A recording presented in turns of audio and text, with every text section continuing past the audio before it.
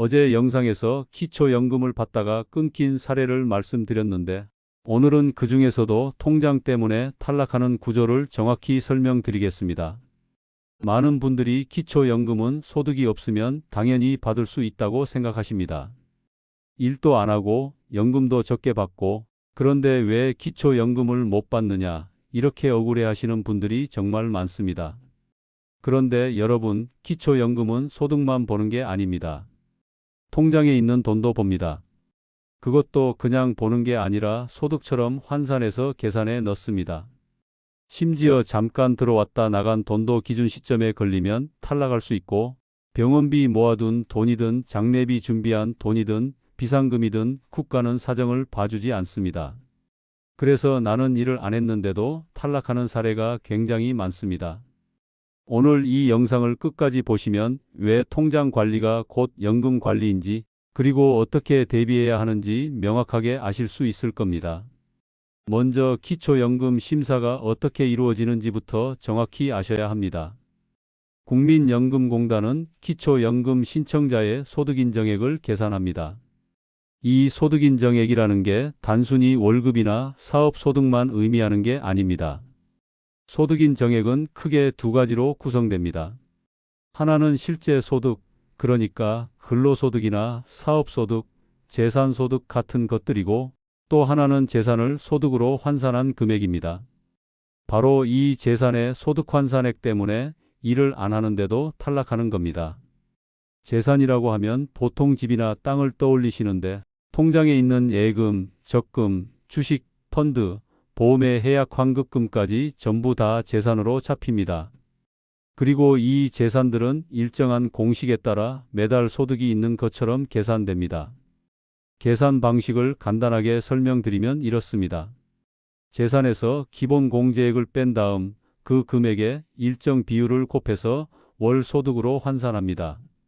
예를 들어 대도시 기준으로 기본 공제액이 약 1억 3,500만 원 정도 됩니다. 만약 어르신이 가진 재산 총액이 2억 원이라고 하면 1억 3,500만 원을 빼고 남은 6,500만 원에 대해서 환산율을 적용합니다. 일반 재산은 연 4%, 금융재산은 연 6.5%를 적용하는데 이걸 월로 환산하면 통장에 있는 돈이 매달 소득처럼 잡히는 겁니다. 그래서 일을 안 해도 통장 잔고가 많으면 소득인정액이 기준을 넘어서 탈락하게 됩니다. 여기서 많은 분들이 오해하시는 부분이 있습니다. 통장에 돈이 좀 있어도 기본 공제가 되니까 괜찮겠지 이렇게 생각하시는데 현실은 다릅니다. 기본 공제액 안에 집도 포함되고 자동차도 포함되고 다 포함됩니다. 만약 집 한 채 가지고 계신 어르신이라면 집 가격이 공시가격 기준으로 8천만 원이라고 가정했을 때 기본 공제 1억 3,500만 원에서 8천만 원이 이미 차지하고 있는 겁니다. 그러면 남은 공제액은 5,500만 원밖에 안 됩니다. 통장에 6천만 원만 있어도 500만 원이 초과되는 겁니다.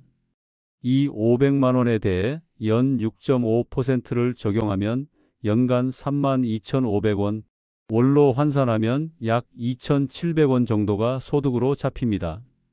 이건 아주 적은 예시고 실제로는 통장 잔고가 억 단위로 넘어가는 경우도 많습니다. 그런데 더 중요한 건 이겁니다.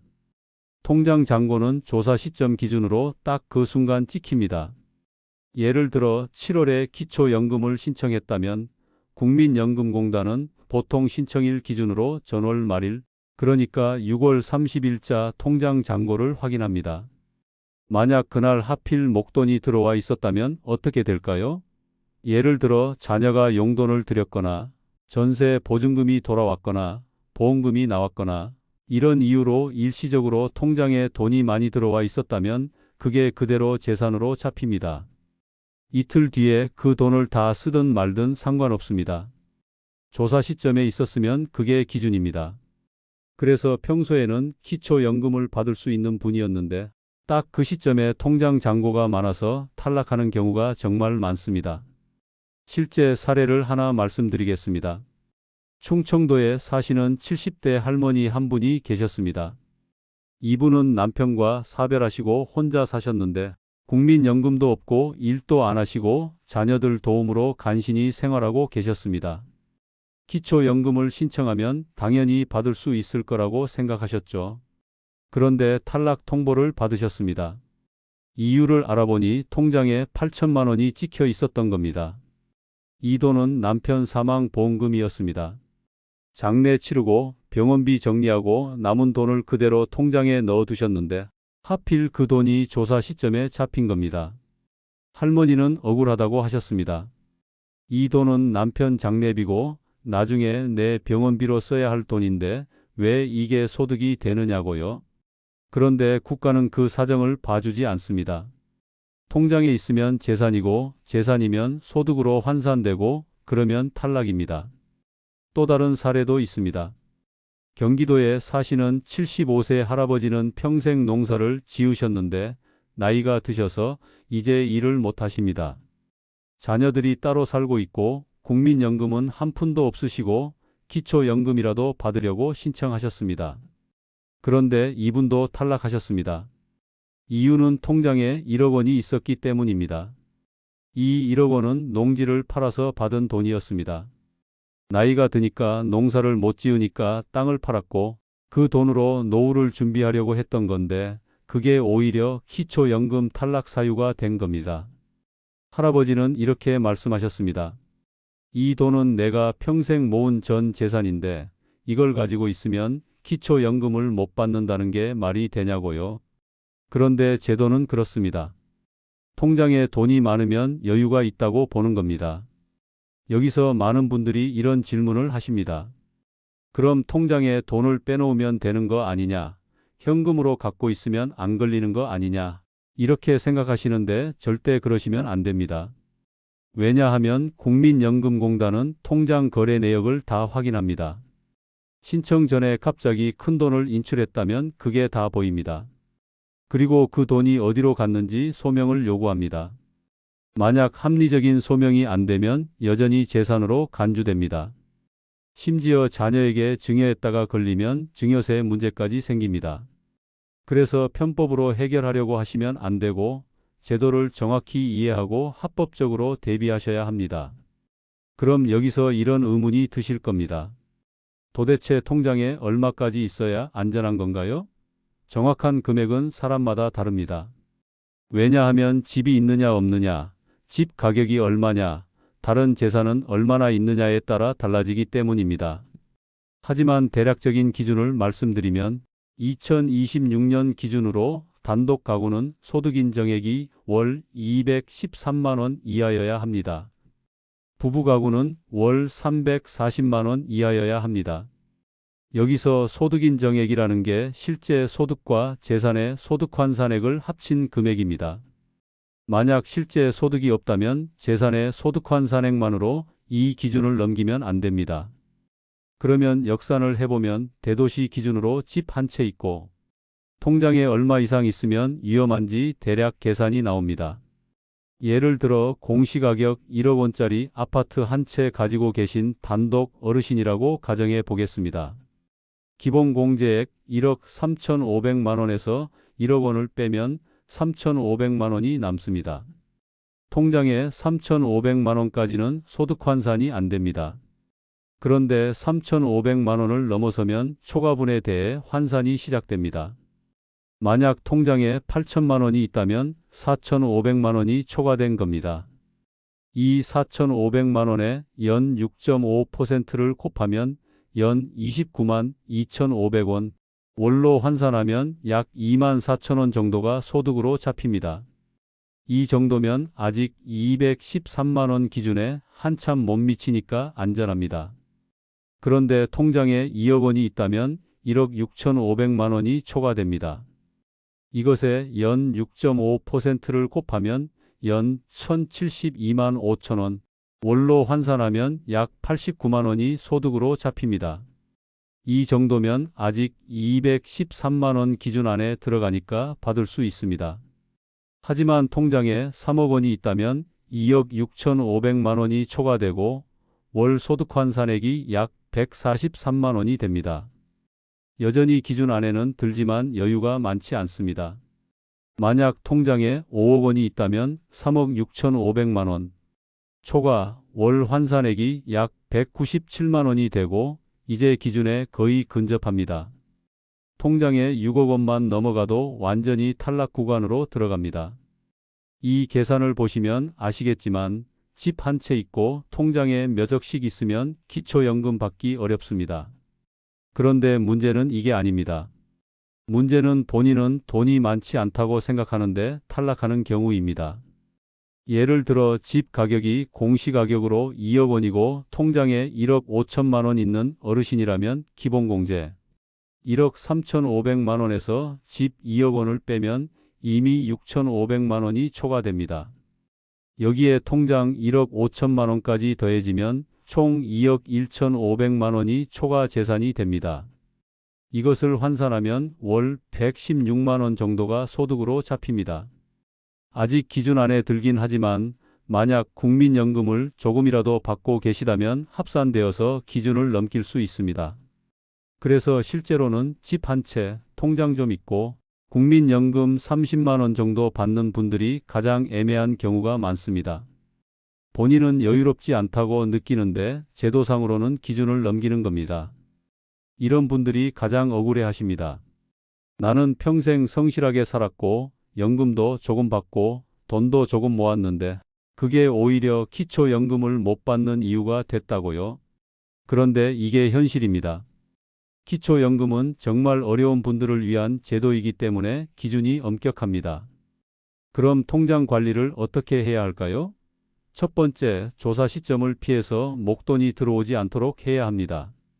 만약 보험금을 받거나 전세금을 받거나 이런 일이 예정되어 있다면 기초연금 신청 시기를 조절하는 게 중요합니다. 조사 시점에 통장 잔고가 최소화되도록 계획을 세워야 합니다. 두 번째, 불필요하게 한 통장에 돈을 몰아두지 마십시오. 물론 여러 통장에 나눠 놔도 다 합산되긴 하지만 관리 차원에서 분산하는 게 유리할 수 있습니다. 세 번째, 합법적인 재산 감소 방법을 고려해 보셔야 합니다. 예를 들어 주택 수리비로 실제로 쓰거나 의료비로 미리 지출하거나 자녀에게 합법적으로 증여하는 방법도 있습니다. 다만 증여는 증여세 문제가 있으니 전문가와 상담하셔야 합니다. 네 번째, 금융재산을 일반 재산으로 전환하는 방법도 있습니다. 금융재산은 환산율이 연 6.5%인데 일반 재산은 연 4%입니다. 그래서 통장에 있는 돈으로 집을 수리하거나 생활에 필요한 물품을 구입하거나 이런 식으로 금융재산을 줄이면 환산액이 낮아집니다. 다섯 번째, 부채를 활용하는 방법도 있습니다. 재산에서 부채는 차감됩니다. 만약 주택담보대출이 있다면 그 금액만큼 재산에서 빠집니다. 물론 이자 부담이 있으니 신중하게 결정해야 하지만 경우에 따라서는 유리할 수 있습니다. 여기까지 들으시면 이런 생각이 드실 겁니다. 왜 이렇게 복잡하게 만들어 놨을까? 그냥 나이 들면 다 주면 안 되나? 이렇게 생각하실 수 있습니다. 그런데 기초연금은 국가 예산으로 운영되는 제도입니다. 한정된 예산으로 정말 어려운 분들을 우선 지원해야 하기 때문에 기준을 정할 수밖에 없습니다. 그리고 그 기준이 소득과 재산을 모두 고려하는 소득인정액 방식입니다. 공평하냐 안 공평하냐는 논쟁의 여지가 있지만 현재 제도가 그렇게 되어 있으니 우리는 그 안에서 최선을 다해야 합니다. 그런데 정말 안타까운 건 이런 정보를 모르고 지나치는 분들이 너무 많다는 겁니다. 기초연금을 받을 수 있는데도 신청 자체를 안 하시는 분들이 계십니다. 반대로 받을 수 없는데도 기대하고 신청했다가 탈락하면서 마음의 상처를 받는 분들도 계십니다. 그래서 정확한 정보가 중요합니다. 내가 받을 수 있는지 없는지, 통장을 어떻게 관리해야 하는지 이런 걸 미리 알고 준비하시면 불필요한 실망을 줄일 수 있습니다. 실제로 많은 어르신들이 통장 관리만 잘했어도 기초연금을 받을 수 있었던 경우가 있습니다. 어떤 분은 신청 한 달 전에 목돈을 인출해서 정기예금에 넣으셨다가 그게 조사에서 다 드러나서 탈락하셨습니다. 어떤 분은 자녀가 들인 용돈을 통장에 그대로 두셨다가 기준을 넘기셨습니다. 어떤 분은 보험금을 받자마자 신청하셨다가 탈락하셨습니다. 이런 분들이 만약 조금만 더 일찍 알았더라면, 한두 달만 시기를 조절했더라면, 통장 관리를 미리 했더라면 받을 수 있었을 겁니다. 그래서 저는 이 영상을 만들었습니다. 한 분이라도 더 정확한 정보를 알고 준비하시길 바라는 마음에서입니다. 마지막으로 한 가지 더 말씀드리고 싶은 건 기초연금 탈락했다고 너무 절망하지 마시라는 겁니다. 기초연금 말고도 다른 노인 복지 제도가 있습니다. 노인 일자리 사업도 있고 에너지 바우처도 있고 의료비 지원도 있고 여러 가지가 있습니다. 기초연금은 받지 못하더라도 다른 혜택은 받을 수 있을 수 있으니까 주민센터에 가셔서 상담받아 보시기 바랍니다. 그리고 재산 상황은 계속 변합니다. 지금은 기준을 넘겼어도 나중에는 받을 수 있을 수도 있습니다. 그러니까 1년에 한 번씩이라도 본인 상황을 점검해 보시고 받을 수 있는 시기가 되면 다시 신청하시면 됩니다.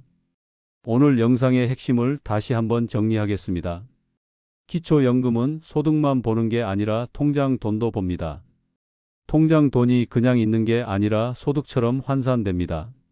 잠깐 들어온 돈도 기준 시점에 걸리면 탈락 가능합니다. 병원비, 장례비, 비상금도 국가는 사정 봐주지 않습니다.